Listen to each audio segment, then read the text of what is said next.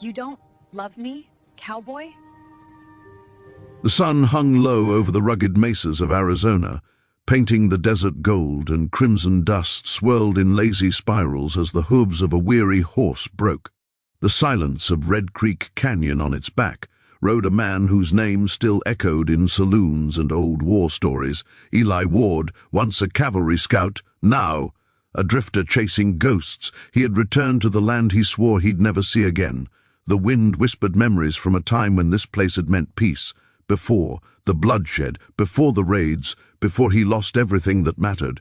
Eli dismounted near the ruins of an old mission, the same spot where, 20 years ago, his family's wagon had been ambushed. The Apaches had struck fast and silent, leaving nothing. But Ashes, he'd been just a boy then, saved by a miracle. A young girl with skin like copper dawn and eyes, like mountain fire, had led him through the canyons, hiding him from her own people. Her name he couldn't remember now, just the echo of her voice calling him Little Eagle, the name she gave him as she helped him survive, those endless nights in the desert he'd promised. He'd never forget her, but time had a cruel way of erasing even the brightest stars now. As Eli built a small campfire and watched the flames dance, the silence seemed too heavy. He was back for a reason.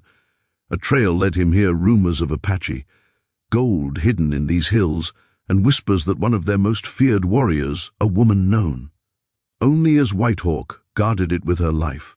But Eli's heart wasn't chasing gold, he was chasing closure. He wanted to face the land that had taken his past, his family, his childhood promise. He wanted to bury it all and start again. That night, as coyotes howled in the distance, a shadow moved beyond the firelight. Eli's hand went to his revolver. Instinctively, the shadow stepped closer.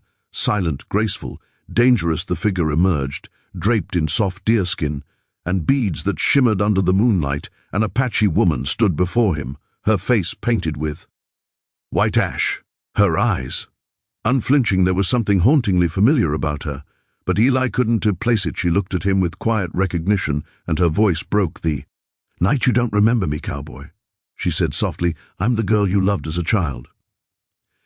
Eli froze, the fire crackling between them. The name that had been buried deep inside him surfaced all at once.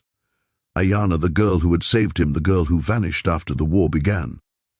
The years had turned her into something else, fierce, proud, beautiful as a desert storm, but her eyes, they were still the same. "Ayanna," he whispered, as if saying her name might summon the past. She smiled faintly, but it was the smile of someone who carried too many ghosts. "You grew tall, Little Eagle," she said, "and you came back to my land with a gun on your hip." Her words stung. Eli lowered his weapon slowly. "I came back because I had to face what I left behind," he said, "because I needed to find peace." But peace was a word the frontier had long forgotten. In the distance, the faint sound of hoofbeats echoed. A patrol, maybe bounty hunters, maybe worse. Ayanna glanced toward the sound, then back at Eli. "You shouldn't be here," she said, her tone sharper now. "The soldiers hunt me. They call me an outlaw. If they find you with me, they'll hang you too." Eli didn't move. "Then let them," he said quietly. "You saved my life once. I won't leave you to die alone." The fire crackled louder, throwing sparks into the dark sky. For a long time, neither spoke. Then Ayanna said something that made Eli's heart twist. "You still don't understand. The war between us never ended, and you're standing in the middle of it again." The sound of hoofbeats grew louder. Ayanna stepped back, her eyes filled with conflict. "Tomorrow, when the sun rises," she whispered, "come to the red mesa. If your heart still remembers what mine once did, then you'll know where to find me." And with that, she vanished into the desert night, leaving Eli staring into the darkness, haunted by a love that refused to die, and a past that refused to stay buried. The desert winds carried the whispers of forgotten promises, and as Eli sat alone under the endless sky, he realized that this journey was not about gold or revenge. It was about redemption, and maybe, if fate was kind, about love that time could not erase. The morning sun rose over Red Mesa, washing the land in crimson light. Eli rode hard across the canyon, his heart beating with something between fear and hope. Every rock, every cactus, every whisper of the wind seemed to carry Ayanna's memory. The night before, her words had burned in his mind like fire. "If your heart still remembers what mine once did." He didn't know if he came seeking forgiveness or fate, but he knew he couldn't turn back now. As he neared the mesa, a sudden gunshot shattered the silence. Eli ducked behind a boulder, dust rising around him through the haze. He saw riders, 5 men, rough-looking, armed, hunting. They were bounty hunters, and at their lead rode a man Eli recognized, Sheriff Carson, the same lawman who'd once betrayed Eli's father to bandits for a handful of gold. Now the sheriff had a new prize. "Ayanna, find that Apache witch," Carson shouted, "dead or alive. She's worth $500. Eli's pulse raced. He watched as they spread out toward the cliffs. Then, from the ridge above, a lone figure appeared. Ayanna, standing, tall against the rising sun, bow in hand. She loosed an arrow that struck one of the riders clean in the chest. Chaos erupted. Gunfire thundered across the canyon. Eli's instincts took over.